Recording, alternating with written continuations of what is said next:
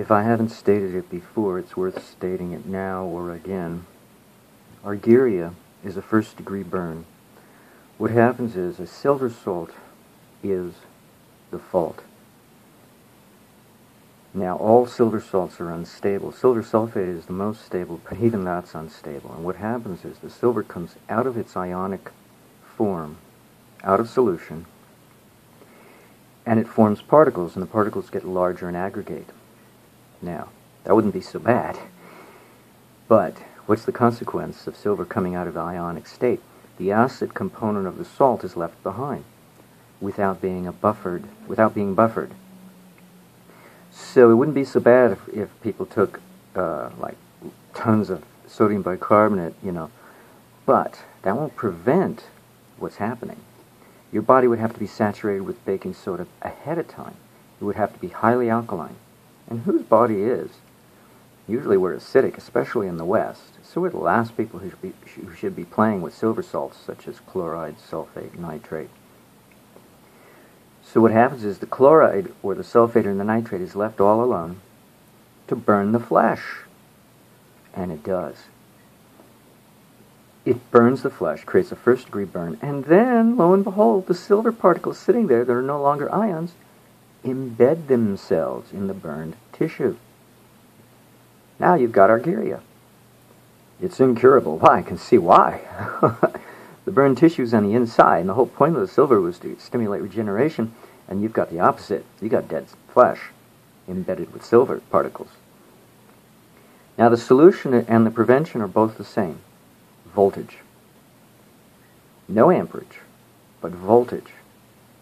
Charges the flesh, takes the silver out of its particle state, and puts it back in the form of ions, so that the body can get rid of it. Okay? This is how we make silver bioavailable, with an electric charge. Not current, not amperage, but voltage. I learned this when I used Becker's circuits. The very guy who, according to Rosemary Jacobs, says, we should not be using colloidal silver, he gave us the key, and he didn't even know it, to prevent Argyria, and thus undermine Rosemary Jacobs, his good friend, she claims. When I used his circuits, I learned to suppress the the amperage, even more than he did in practice. In theory, he knew it should be picoamps, but in practice, he didn't bother to go that far down. Sometimes he went only as far as 2 or 3 microamps, although generally he stayed in the nanoamp range.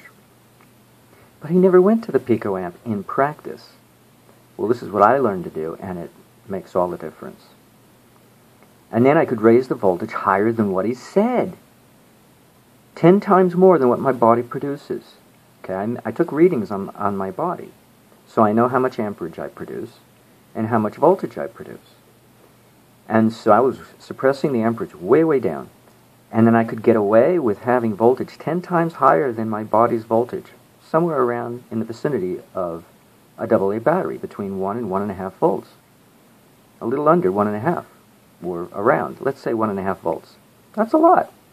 According to Becker, he'd say, oh no, don't go above 1/10 of a volt, or above a volt. Screw him. I went above a volt and across my brain and heart, of all places, because I had no amperage. That was the trick. And by doing this, I learned I was charging my body to eliminate and prevent Argyria. Okay, this was just on the basis of electricity alone.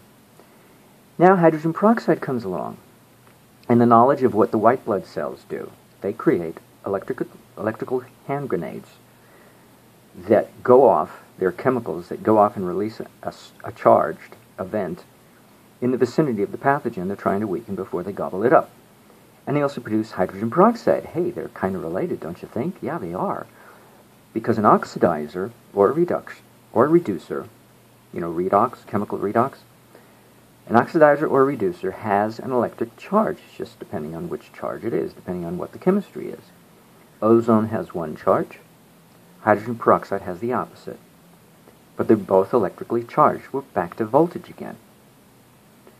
So silver hydroperoxide is perfect use of silver because it charges the silver, very highly so, with a voltage-oriented charge. But you see, it's all along the same lines of reasoning, if you get my drift. It's not just one way to solve the problem. You got a few options. 2 at least, you know. Or you could use plain hydrogen peroxide for that matter. Or you could sniff ozone if you prefer to go that way.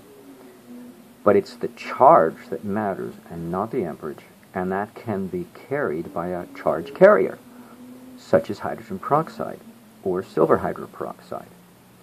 So Argyria is definable, it's preventable, it's curable, and the doctors don't know what they're talking about. They want to continue to scare you so you don't use silver.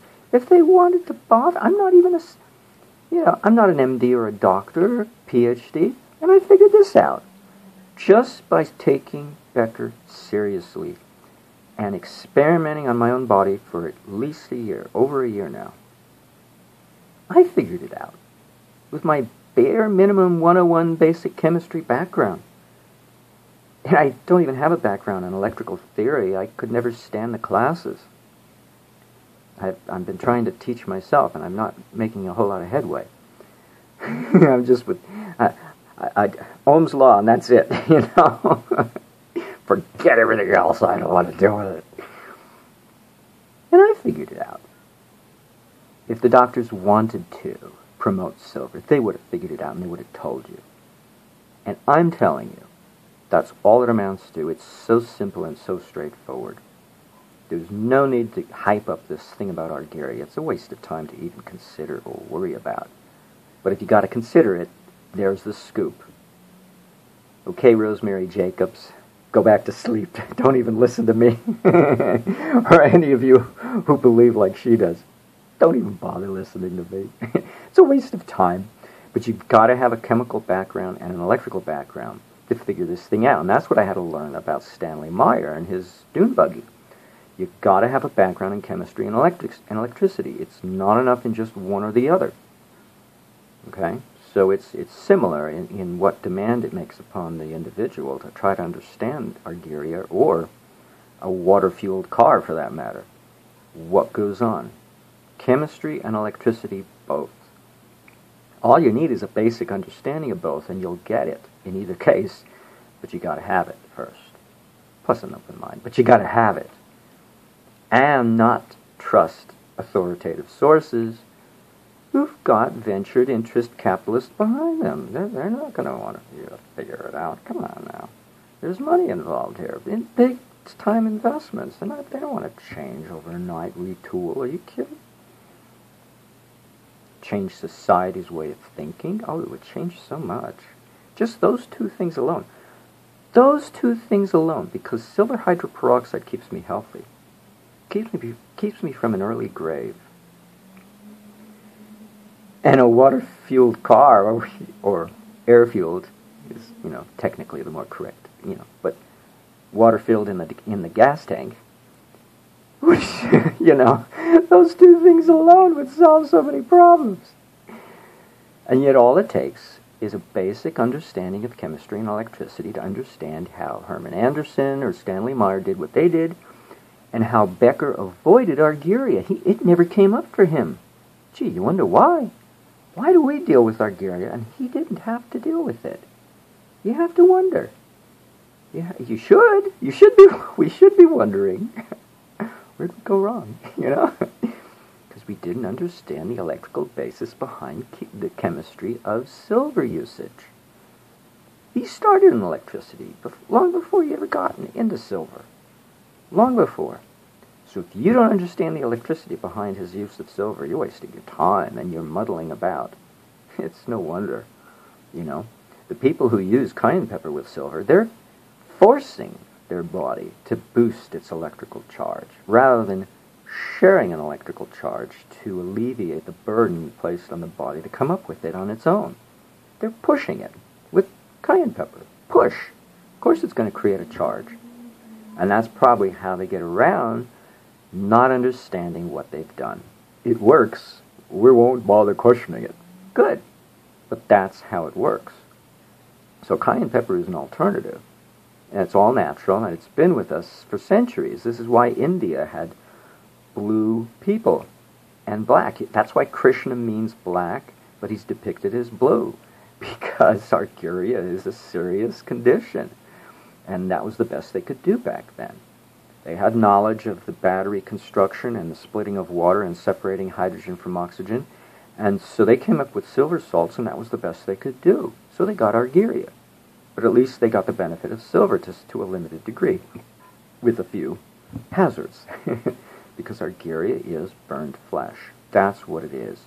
I've seen it happen with silver sulfate and silver nitrate placed on the surface of my body, on the skin, what it does. And then I could only imagine what it did could do on the inside of the body if you ingested this stuff. Okay? It's not hard to figure out, to infer.